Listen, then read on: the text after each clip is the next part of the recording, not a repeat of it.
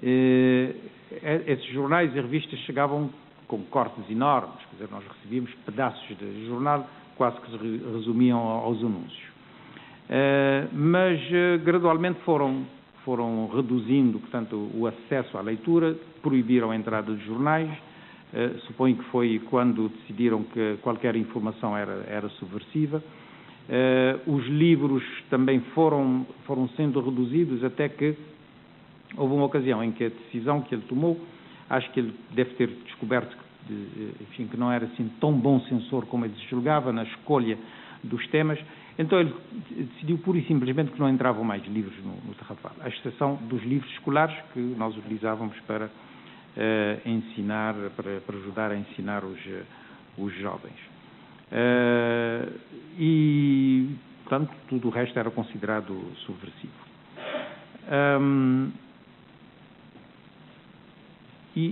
Bom, eram permitidas duas coisas, portanto, a propaganda salazarista, com certeza que era permitida.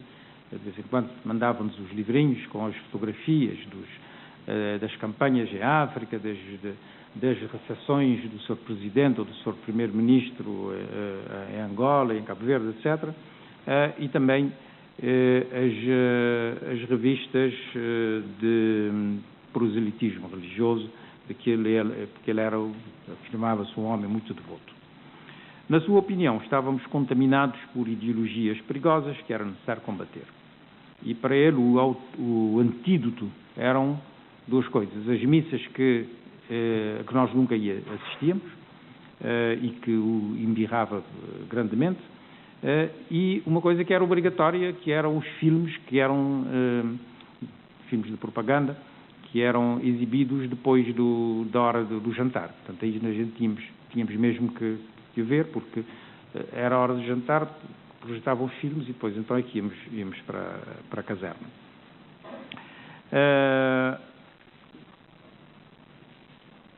Além disso, havia constantes conversas que ele nos convocava para ir lá expor as doutrinas e a ideologia salazarista, de que ele, enfim, era um grande admirador. A farsa que constitui o nosso julgamento no Tribunal Militar da Praia resultou na condenação do Linneu Miranda a 3 anos de cadeia e a 2 anos para os restantes.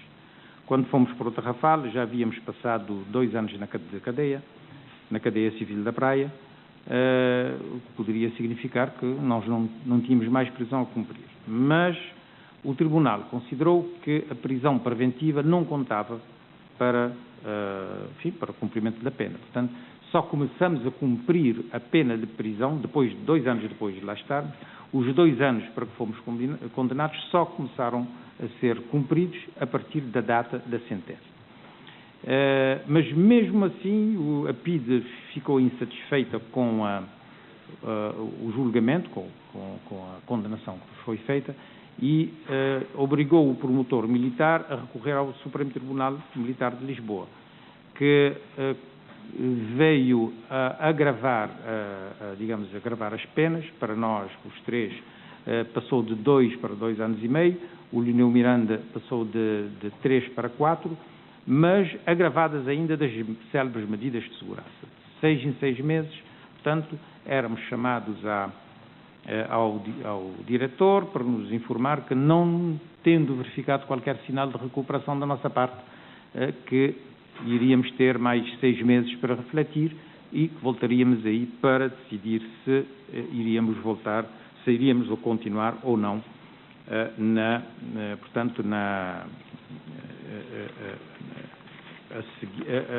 a cumprir, digamos, a pena a que nós tínhamos sido condenados. Foi assim que, em vez de 2 anos e meio, acabámos por passar mais do dobro desse tempo na prisão.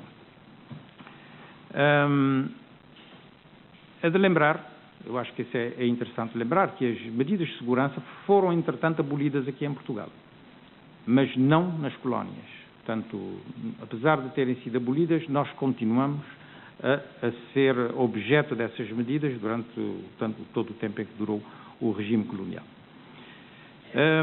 Em janeiro de 1973, fomos todos abalados com a notícia do assassinato de Amílcar Cabral.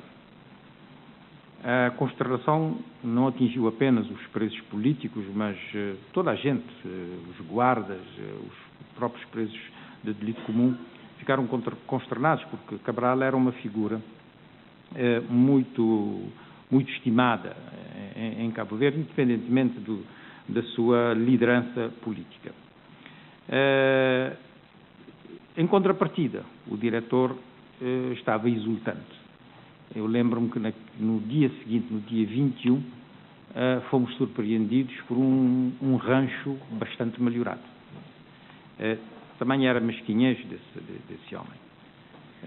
Mas ele provavelmente estaria a par do facto de, entre os conspiradores que estiveram envolvidos na morte de Cabral, estavam presos que tinham saído precisamente dali do Tarrafal. E essa exultação dele, essa satisfação, com certeza que era, do ponto de vista dele, bastante justificada. Por ironia da história, chegaram, portanto, à conclusão de que morreu Amílcar Cabral, acabou-se a luta.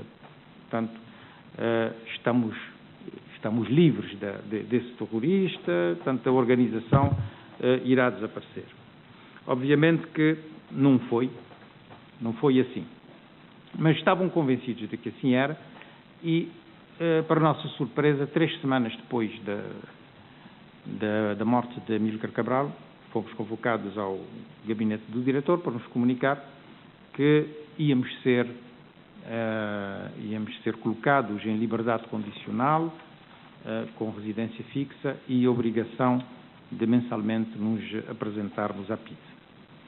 Obviamente que as falsas expectativas do regime de que tinham assestado um golpe fatal ao PIGC foram-se esvaindo nos meses seguintes. Guilhetes, a gente sabe. Em resposta, aumentou a repressão, incluindo em Cabo Verde, levando à prisão de várias dezenas de simpatizantes e militantes do PIGC, outra coisa interessante, não foram enviados para o Tarrafal, porque, provavelmente, apesar do esforço do seu diretor, Tarrafal deixou de inspirar confiança às autoridades portuguesas. E, neste caso, as novas levas foram enviadas para Angola, para o campo de São Nicolau. Não foi, portanto, para Tarrafal, onde foram os novos presos políticos cabo-verdianos. Portanto, é provável que as autoridades coloniais tenham, apesar de tudo, perdido a confiança que antes depositavam. Foi um sinal de que Tarrafal iria deixar de cumprir aquela função sinistra que tinha sido a sua característica durante tantos anos. Acautelados pelo passado, e porque o mal de ontem pode ser repetido hoje e amanhã, importa criar agora as condições para que o pensamento e os anseios de liberdade não sejam.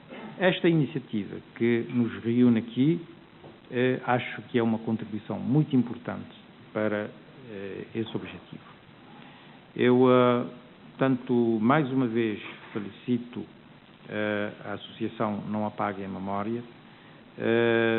Deixo aqui registada a minha disponibilidade para cooperar com os meus colegas, companheiros de todas as origens que, de algum modo, estiveram ligados não só ao Tarrafal, mas não ao Tarrafal como edifício, como construção, mas o Tarrafal como construção política.